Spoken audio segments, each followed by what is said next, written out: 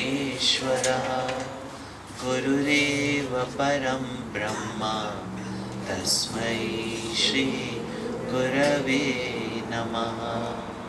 चिन्मयं व्यापि यत्सर्वं त्रैलोक्यं सचराचरं तत्पदं दर्शितं येन तस्मै श्री गुरवे नमः।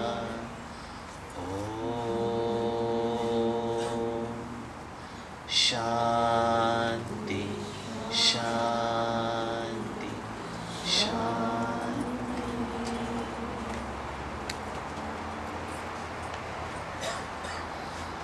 श्री गुरु चरण सरोज रज निज मन मुकुर सुधारी भरनौ रघुवर विमल जसु जो दायक फल चारि। बुद्धिहीन तनु जानिके सुमिरो पवन कुमार बल बुद्धि विद्या देहु मोहि हरहु कलेस विकार। सियावर रामचंद्र की जय पवन सुत हनुमान की जय उमापति महादेव की जय बोलो भाई सब संतन की जय।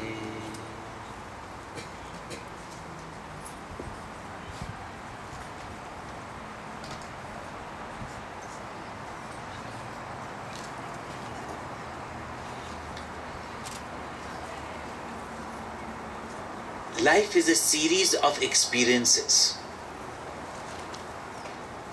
Sometimes we experience joy, sometimes we experience sorrow. We have been given all the abilities by which we can fulfill our duties,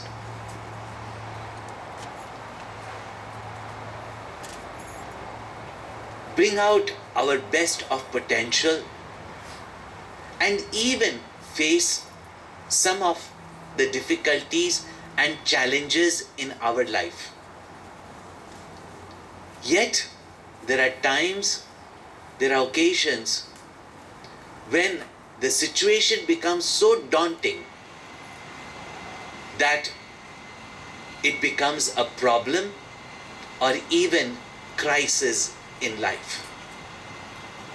At all such times, when we experience such problems, difficulties, or crises, our minds being agitated, finding it difficult to solve the problem, what could be the solution at that time? Also, we notice that life has a unique way of pressuring us where it hurts us the most. Is it not?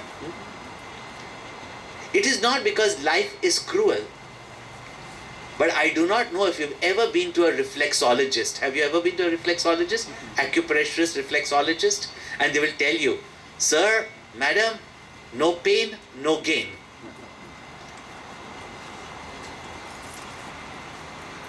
When they press your feet, and where it hurts the most, there they press even more, and they say that's where the problem is, that's where I need to press and cause more pain so that your serious disease or pain will come to an end.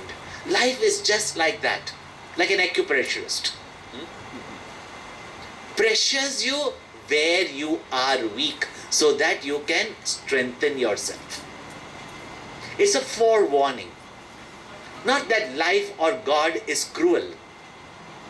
It hurts us most where we are weak. And the sign is not to suppress, not to have a symptomatic treatment of suppressing our aches and pains, but rather getting to the cause of it and finding out where the problem lies and remove it from its source. That's the wise way of doing it. Goswami Tulsidas ji who has composed the Sri Ramcharit Manas, the entire Ramayana in the Awadhi or dialect of Hindi, besides composing the Ramayana, has composed some many beautiful hymns or prayers. And one of the most famous, most popular is Sri Hanuman Chalisa. Its magic, its power, its effect, most people have experienced in their lives. Even when we were having this Pratishtha day after tomorrow, I was told that we want you to do Hanuman Chalisa. And I said I will not be able to do justice to Hanuman Chalisa if I have got only 3 sessions to complete it. Because Hari Ananta, Hari Katha Ananta. It is said that the Lord is infinite. His glories, His stories, His leelas, His sports are also infinite. No one can fully fathom or completely expound even the glory of Ramchandraji. And how can we, in just a few sessions, glorify that Hanumanji whom Ramchandraji himself has glorified? Raghupati kini bahut badai, sahas vadan tumaro jas gave. And whenever I give discourses on Hanuman Chalisa, I always warn the people, you give me 5 days to speak, it will become 5.5. The last day we are going to extend it. And nobody minds it, of course. Hanumanji's tail does increase. Normally, on Chinmaya Mission, we start on time, we end on time. Even though we start on time, these mics will create problems to start on time. But we come on time, right?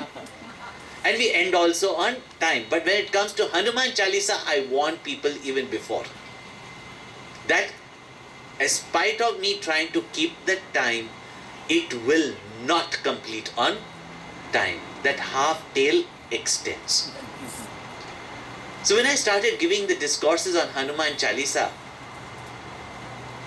and they became very, very popular, and the sheer name of Hanumanji, wherever I had the discourses, people would flock in big numbers and want again and again discourses on Hanuman Chalisa, because Hanumanji is so dear. Now, it is not that the stories of Hanumanji none of us know. In fact, the first thing the children know from the Ramayana is the stories of Hanumanji. Yet the beauty of that Sundar Kand of the Ramayana, where Sundar Hanumanji, the most beautiful Hanumanji is there, people can listen to it again and again and again and again and find it fascinating. But it is said that the Sundar Kand of the Ramayana is where everyone's problems came to an end. Ramchandraji couldn't find Mother Sita, Sitaji was found. Sitaji was separated from Ramchandraji, she got the message of Ramchandraji. Vibhishan was kicked by his own brother and he got to reach Ramchandraji.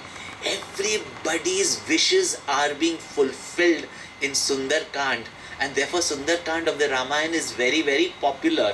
And they said if you can't read the entire Ramayana, read Sundar Kand. And if you can't read the entire Sundar Kand, read Hanuman Chalisa. And if Hanuman Chalisa is too much to be expounded upon,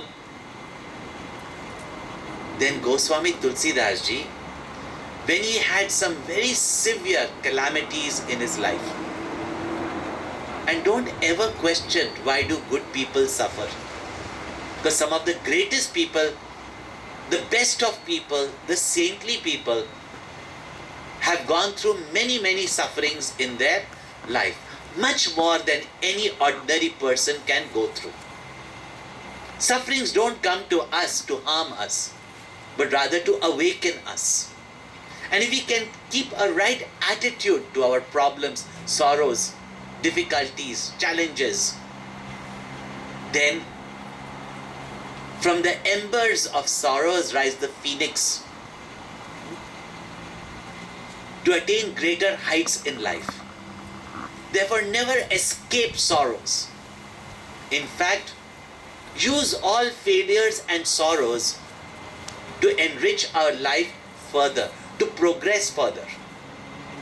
Gurudev often used to tell us, in life, situations don't become bitter, become only better. And that is what Goswami Tulsidas Ji demonstrates to us in these various stories and in these great hymns. It seems that there was some great calamity in Goswami Tulsidas Ji's life. And at that time, he composed, even a great saint, knowledgeable saint like him, had to plea to the devotee of the Lord. Lord is an ocean of compassion, a treasure house of compassion. Kripa Nidan, Ramchandra Ji is called. But greater compassion is the one, is the devotee. Greater compassionate one is the devotee of the Lord. Because he has gone through all the difficulties that we have gone through. Therefore, he invokes the blessings of Hanumanji, who is the remover of difficulties and problems of such great stalwarts like Ramchandra Ji, Sita Ji, Lakshman Ji, Sugriv, and others. And therefore, throughout the prayer to Hanumanji is that you are the remover of problems of such great people. Then what is my problem that you cannot solve or remove?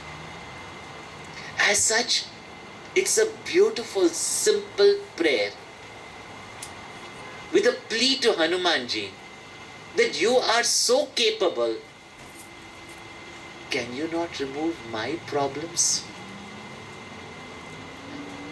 It can melt even the hearts of those who are hard-hearted. Then what to talk the heart of Hanumanji? Thus, this is this beautiful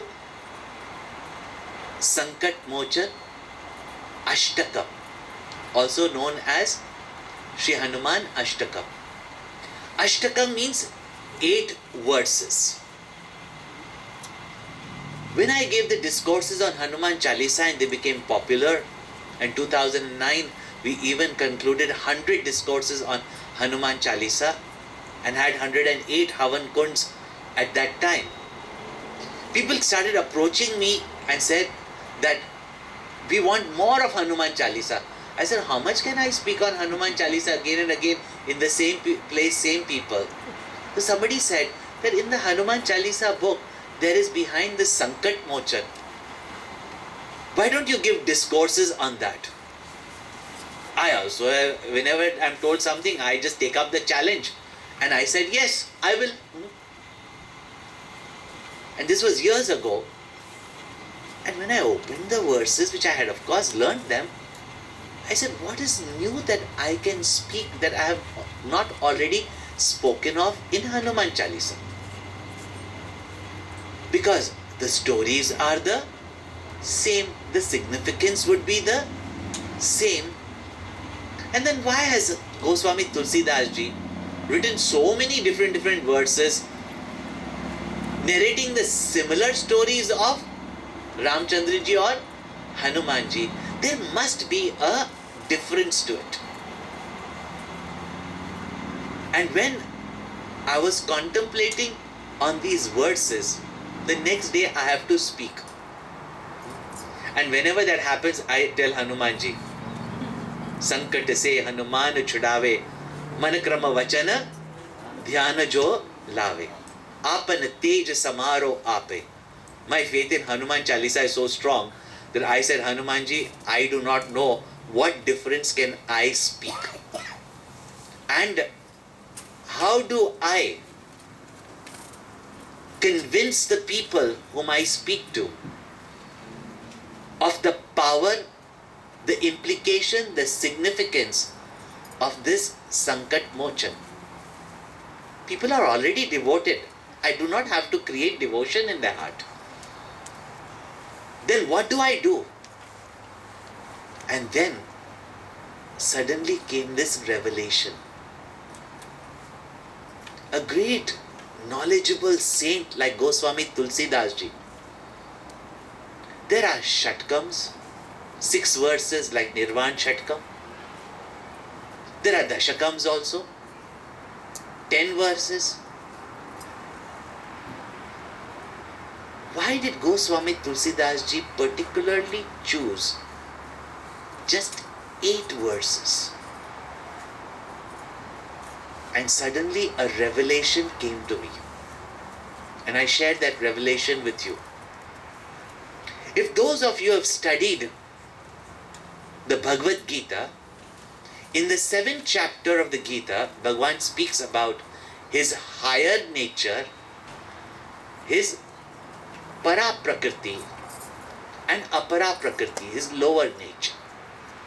And this whole phenomenal world that we experience, Bhagavan Krishna calls it as his Ashtada Prakriti, 8-fold nature, which creates the entire universe of multiplicity, creates this entire universe of diversity. From these 8, the whole creation of multiplicity, diversity, and change is created. And in experiencing this world of change, which according to Einstein is constantly in the state of flux, in the state of change, nothing remains permanent. Everything changes. And in this ever-changing world, we are constantly challenged. Success can turn into failure. Joy can turn into sorrow. And no doubt, sorrow also can come to end to turn into joy. In all such times, especially of change, and as you know in the corporate world also, change management is the most difficult, is it not? Only after people management. Why? Because people change continuously. Their mind change continuously. This is a big challenge in the corporate world also. And really speaking, in our life also, what we are constantly struggling with is managing change. Even your age, is it not? As you grow older, as you grow from a child to a teenager, how many problems? Not only for themselves, but the problems that they create for the elders. It's all change. And therefore this whole creation, 8-fold creation that Bhagavan speaks of, its Prakriti or Maya, experiencing it, we experience a world of joy and sorrow, of progress as well as of difficulty, of success as well as of failure. We want one without the other. It is not possible. We have to learn to manage both of them. And that type of a challenge, if we have to face in our life moment to moment, we need that wisdom, we need that strength, and we need that skill to solve the problems in our life. Now, even in the work field, you have to gain training to solve the problems of your company, is it not? Or the field that you are in. If you've got a health problem, you have to go to a doctor who knows and can help you with your health issues. But when it comes to life issues, even now, whenever we are in situations where we are being bogged down, where we are miserable, and we do not know what to do, Do we not run to our elders? Even however old you are, will run to your mother and father. And even they can help us in some manner. In life, when you cannot handle the situations yourself, there must be some anchor, some pivot that you can hold on to, so that the tides of change can pass you by, from which you can get inspiration and guidance, strength and wisdom. And Goswami Tulsidas Ji thinks that such a great person, such a great personality, such a great inspiration is none other than Ram Bhakta Shri Hanumanji. So when I thought about this 8, as you see, very significant is this number 8, that we have as a sacred number 1808,008. The significance is that to this 8, means to this world of our experience, if you add that 1 without a second, that Paramatma, that one Lord, you just add to it, 1 plus 8 becomes 9, and 9 multiplied as many times, its sum total is again 9, and therefore it brings about completeness in life. 9 twos are 18, 1 and 8 is 9. 9 threes are 27, 2 and 7 is 9. 9 fours are 36, 3 plus 6 is equal to 9. Beyond that, let's not go. We've forgotten our tables, is it not? See how it is? How do we bring that one Paramatma in our life? And how from that one, this 8-fold creation has come forth. In between is this 0. 0 signifies Maya. By itself is nothing, and yet can make such a difference, can make the one appear as many. Now we're not going to get into the depths of philosophy here on Maya, but just for you to understand that how from this world of Maya in which we are suffering, we might have joys, but our joys are only degrees of suffering. I'll give you an example, what we call as joy. One man went to the dentist and he was so afraid. Many of you are afraid, no? The moment the dentist puts that driller in the mouth, or that, what they call that, the clamp, people start screaming before only. So there was one such man, he went to the dentist and wouldn't open, he was in excruciating pain, and the dentist said, I have to just pluck off your teeth, the tooth. Just give me 1 minute and I'll pull it out, your pain will come to an end. But he kept on screaming, kept on screaming. She was a lady dentist. She was wearing high heel shoes. So she decided to help him, and she hit him very strongly on his foot. The pain was so excruciating, so he went, ah! And she plucked out the tooth. When she plucked out the tooth, he said, that was very easy. But how come you hit my leg so badly? So that in that pain he would forget this pain. This is exactly what happens in our life. What we call as joy is only limited sorrow. That's all. Really speaking, what is true bliss?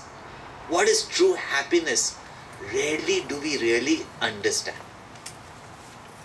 How we can get out from this sorrow permanently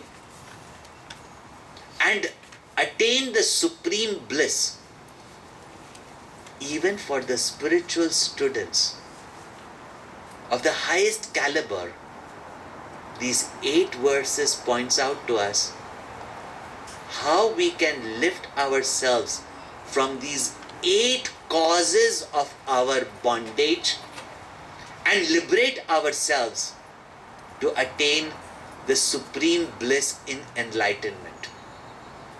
At the same time, our day-to-day problems also that we cannot solve or bear, how do we get out of that? And these 8 verses point out to us the 8 causes of our sorrows. And they complete all the types of sorrows that we can have in our life. The 8 causes of a sorrow and how we can actually work on removing it, deriving our inspiration and strength from Sankat Mochan Hanumanji. Sankat, problems or sorrows, or sorrow creating problems. Mochan, one who liberates us. So these are beautiful 8 verses on Sankat Mochan, and I hope before you leave from here today, you get yourself a copy of this book. Why? Because our Gurudev, when he came down from the Himalayas, he realized that most people do not even know the beauty, the glory of their own religion and the source of knowledge that is available to us in our Vedic Puranic scriptures. I will divert a little bit here to make you aware, and I cannot but do it because after all, it is necessary. I came to Connecticut first time in 1994. And I visited Connecticut because I had come to inaugurate the Vedic Research Center in Columbia University, New York. And I was there to interview a number of professors to head and be the faculty of the Vedic Research Center. I was present, Deepak Chopra was also present there, and those who were starting the Vedic Research Center from London were also present there. And while talking to these professors and interviewing them, it was amazing to know that these Americans knew much more than our Indians know. They revered our scriptures far more than we can even imagine we Indians doing it. They even turned around and told that you Indians, I'm repeating what their words were. And one person was so, and we are in America, they're very brash. Just said you Indians are fools, telling us, okay? You Indians are fools. You do not even know what scientific knowledge. You only worship these books as religious books in the house. Even scientifically, what all knowledge is there? When I say material sciences, when I say spirituality itself is a science. From mathematics to physics to chemistry, through all these sciences, and they were giving us examples of it. We were interviewing them, so they were giving us examples of it. And many of these books have been stolen, and yet they find such sources of knowledge from our Mahabharata, from the Ramayana, from the Puranas. And we just brushed them off because they stole those books and told you this is mythology. In fact, remove that word and do not teach that to your children. Because as we learnt English, mythology meant myth to us, and myth means it's bluff or bluff stories. These are not bluff or bluff stories. These are highly mystical stories of great significance. Not only fascinating to develop devotion and faith in our hearts, and if it's done that, it has served a great purpose. Today people go through such depression, dejections, despondencies. It's because we do not have that strong altar of love, devotion and faith. But besides that, the psychology, the various sciences that have been pointed out in these simple looking stories is far, far more. All we have to do is decipher the code. And we do not know anymore to decipher those codes. But thank God to the spiritual tradition of the great parampara of Guru and Shishya, that the spiritual codes have been been revealed to us by great acharyas like Shankaracharya, Goswami Tulsidas ji, Ved Vyas ji, our own Gurudev. And therefore, when I said that when Gurudev came down from the Himalayas, the priests and the custodians of various religions can misguide and hoodwink the people when they do not read their own books of knowledge. Anybody can bluff them. And Gurudev wanted a generation of people who will study, even question, not necessarily argue, but be skeptical. And therefore he used to say to everyone, don't trust a bearded fellow. About himself he used to say, don't trust a bearded fellow. And he used to say, longer the beard, greater must be your doubt. That's why I shave. I mean, trim my beard, not shave, but trim my beard. He didn't want any one of us to believe blindly, because nor was he a blind believer. And nor were any of our rishis, saints and sages. If we can just tap into the direct source of knowledge, you'll realize from the highest logic to the deepest sciences have been revealed in these textbooks. And so that even I don't bluff you, because remember, I've got a beard.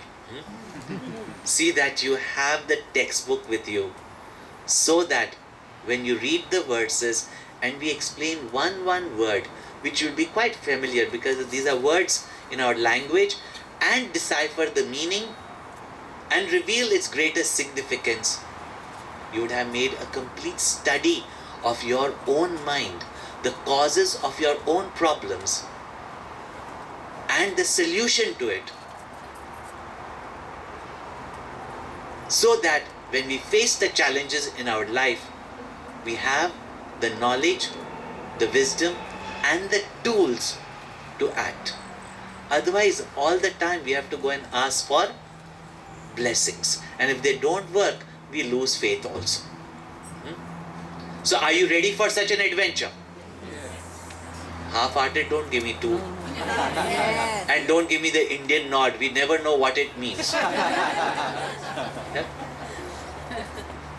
Are you ready for an adventure? Yes. So see that each one of you have a textbook in your hand, or you share as a couple, and we are going to make a deep study of it. Not just an emotional study out of faith, but a deep study of this, that what are the causes of our sorrows and problems. And whether it's in your office, whether it's at home, and whether it's in your personal life or in your nation, society, you'll be able to find a solution to our problems. So I think enough to point out the glory of these 8 verses. So you have the sheet of paper also in your hand. We will sing these verses, and please repeat after me. Tomorrow it will be sung before class also. so that you can practice. Some of you may know it also. Please repeat after me. बाल समय रवि बख्शी लियो तब, दीनहु लोक भयो अंधियारो, ताहि सो त्रास भयो जग को, यह संकट काहू सो जात न टारो, देवन आनी करी बिनती तब, छाड़ी दियो रवि कष्ट निवारो, को नहीं जानत है जग में कपि, संकट मोचन नाम तिहारो, संकट मोचन नाम तिहारो. Now see if we can sing it together. बाल समय रवि बख्शी लियो तब, तीनहु लोक भयो अंधियारो, ताहि सो त्रास भयो जग को, यह संकट काहू सो जात न टारो, देवन आनी करी बिनती तब, छाड़ी दियो रवि कष्ट निवारो, को नहीं जानत है जग में कपि, संकट मोचन नाम तिहारो, को नहीं जानत है जग में कपि, संकट मोचन नाम तिहारो, संकट मोचन नाम तिहारो. It ends, all the verses end with the refrain, को नहीं जानत है जग में. Ko means who is there, nahi don't, janat knows, in this world jag mein, कि हे kapi, kapi very casually translated as monkey, sankat mochan naam tiharo, that your name itself is sankat mochan, one who liberates us from all difficulties and sorrow. This is the common refrain in all the verses. Taking the first incident that is very popular in Hanumanji's life, that when Hanumanji was a little baby, and children love these stories, and children can listen to it carefully. And this is the beauty of children. When children are small, one thing, they are very mischievous. They are very restless because they are full of energy, and you must never curb their mischievousness or energy, because we can also learn a little bit of parenting from Sankat Mochan. Yeah? Their mischievousness is an expression of their energy.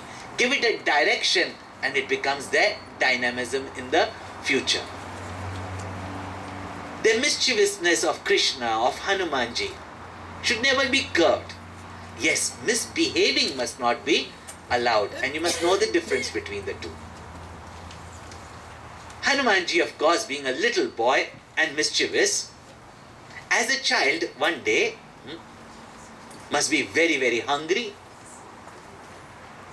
His mother Anjana must have been very busy, and there were no refrigerators that he could go and steal some ice cream from or open a cookie jar. He was looking around for something to eat, and he was very, very hungry. So he saw the sun, and the rising or the setting sun, if you see, it looks like a nice sun-kissed orange or an apricot. And for people who are hungry, everything appears as food for them. And especially these aunties, whenever they see a cute child, they say, I want to eat you up. And even the sun, when you look at it, and I remember once, I was walking with this person, he was a little bit well-built. So these days you have to be politically correct.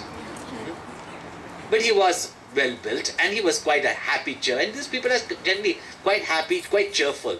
So he was quite a cheerful young man, one of our Yuva Kendra. And I was walking with it, and the sun was just about to set. And I said, look at the beautiful sun. And he tells me, Swami ji, ये तो बिल्कुल फुला हुआ पापड़ लग रहा है. It looks like a blown up papad. I felt like giving him one chapad. Because everything appears like food. But Hanumanji also, he was hungry, so he looked at the sun and he thought that it was something to eat. So he jumped across the sky to devour the sun. And as he devoured the sun, naturally it became dark, and all the three worlds, means space, interregion and earth, went into darkness. And you know, if the sun was not to shine for just a few minutes, what chaos can take place, we all understand. तो बाल समय रवि बख्शी लियो.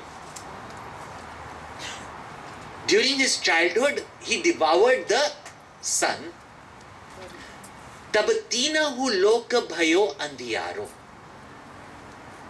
That all the three words, तीनहु लोक भयो अंधियारो, became dark.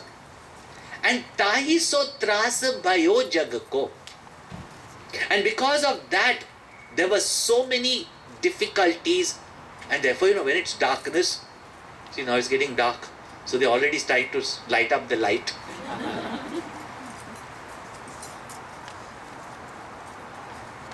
Because you can't see clearly, there'll be so much difficulties.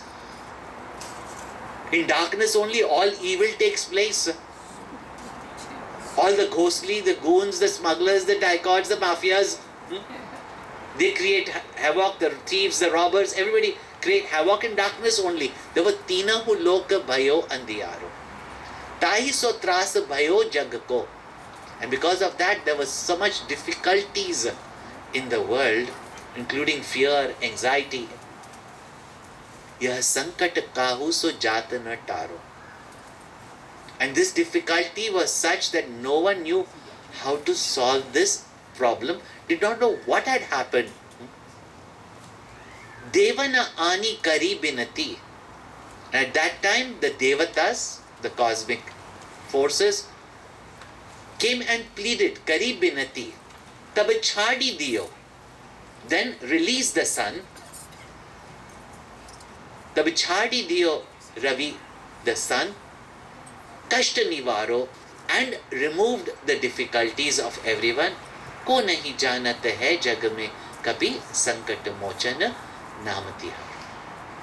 That who does not know that you are the dispeller of darkness, the dispeller of, remover of sorrows. Now this is the simple meaning of this verse. But when Hanumanji devoured the sun, now one will say, Arey, we have reached the moon, and these Hindus still talk about these stories of eating up the sun much before any of the modern scientists knew. The rishis knew the exact distance between earth and the sun and the dimension of the sun.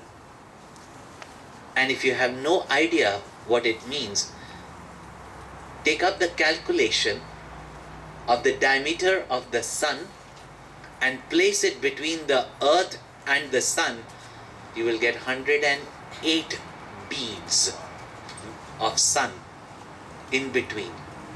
It is not like that only that there are 108 beads in a mala. 108 suns can come in between the earth and the sun. They knew the exact diameter of the sun. If you read the Rig Veda hymns about the fire, the warmth and the wrath of the sun in the fire, where every inch is a nuclear explosion. These rishis were not some fairy tales tellers that they would think that a child can devour the sun. But if you think that it's not possible, nothing is impossible for an Indian.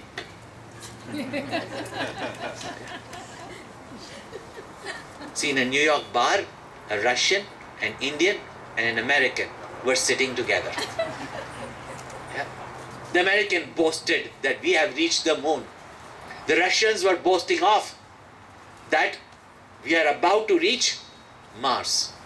So they looked towards the Indian and asked him, so what about you Indians?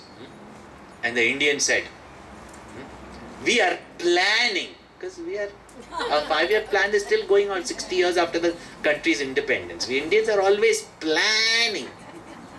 Yeah? So we are planning to go to the sun. They all burst out laughing. Sun is a gaseous mass. Even if you reach beautiful Venus, you will burn down to ashes. How will you go to the sun? He said, we found a way. We'll go there at night.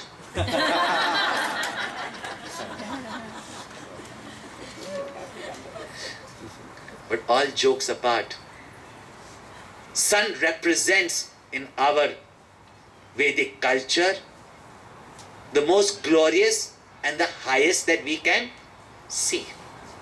And as far as children are concerned, when I speak on Hanuman Chalisa, children always want to reach out to the sky. Unfortunately, we grow up and we talk only about dal aate ka bhav. How much vegetables cost in a grocery, that's all, Or a little bit about the stock market. And if we got nothing better to talk, we talk about whether Mr. Trump will win or lose. All over India, that's all but talking is going on.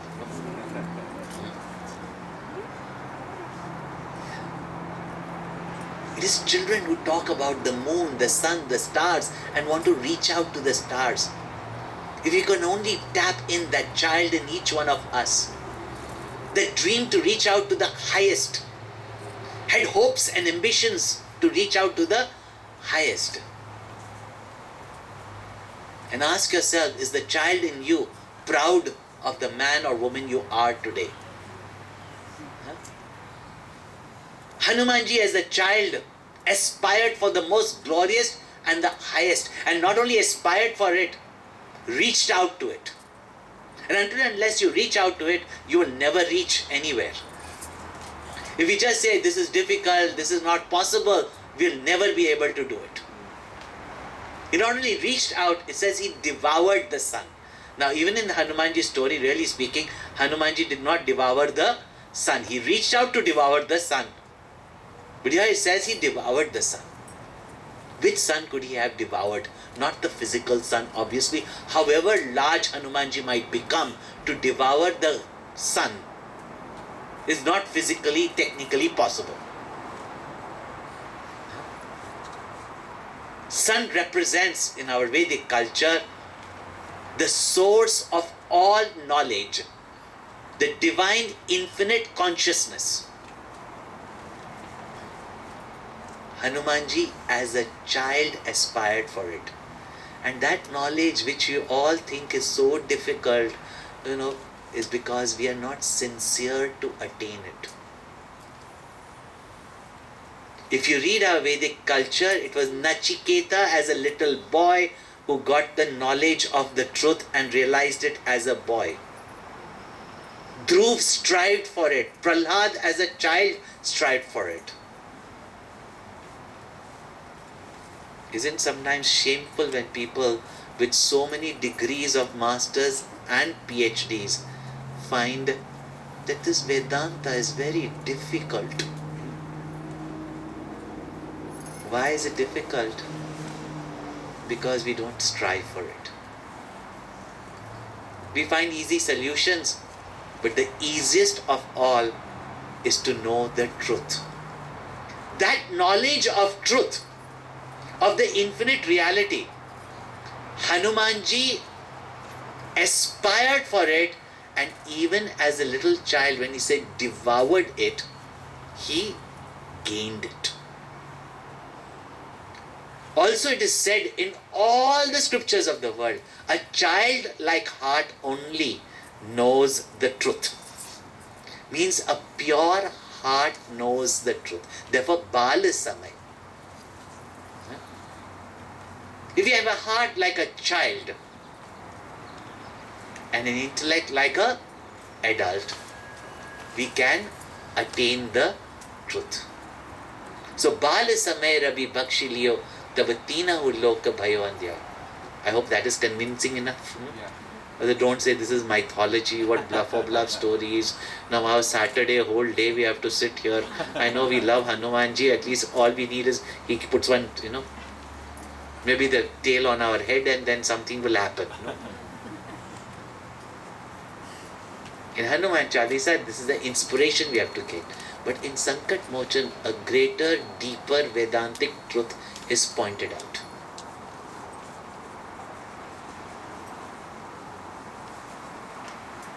I'll just briefly speak about it. You can contemplate on it. From where did this whole creation come forth? It is said from that one who is Sat, Chit, Ananda, existence, consciousness, bliss. Satyam, Jnanam, Anantam, Brahma. That which is changeless, that which is knowledge, and that which is infinite. If you try to inquire, even philosophers, when they try to inquire, how from that one cause came this world of multiplicity? How from knowledge can come this world? The only answer they have come up to is that this whole creation has come forth due to ignorance, and ignorance born misapprehension, projection. Now, why and when at best can it say that the infinite Lord, in its childlike play, why not? Yeah, alone he is with himself. Yeah. Now and then, he also recognizes his potential and says, why not I play with it? And how can one become the many? It is only out of ignorance. Just as you are comfortably. It happened to me once. I was going for a walk around the country a little bit, and one day, very tired, I came across a well. Drank the water there, and on the well parapet, I just lay down. It was hot, something like today's day. It was hot. You feel a bit drowsy. So I was just drowsy and lying down there. At that time, a marriage procession was passing from there.